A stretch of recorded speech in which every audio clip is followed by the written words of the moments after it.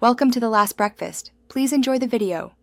You start by finding the Valorant install and the in-game assets folder where background's live.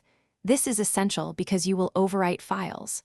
Once found, prepare a replacement image sized to your monitor resolution so it displays correctly. Make a backup of the original background files now and store them in a separate folder. This prevents permanent loss and lets you revert if needed. You will need admin rights to write into the game directory, so sign out of the client first. Next, convert and rename your image to match the game's asset naming and format, because mismatches cause failures. Open a safe image editor, adjust color profile and dimensions to match the original to avoid stretching. Once done, export at the same file name and format. Then test by placing the edited copy into a test folder or a local game asset override if available.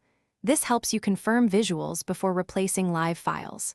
Make deliberate, small changes. Finally, start the Riot client and then launch Valorant to load your new background. The order matters because the client caches assets. If you don't see your change, restore the backup and recheck file name, format, and dimensions.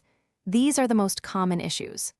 Once done, clear the game cache or use the client's repair tool if the game still shows the old image. A key troubleshooting tip: always keep the original files backed up so you can revert quickly if anything breaks. Thanks for watching. If this was helpful, leave a like and consider subscribing. See you next time.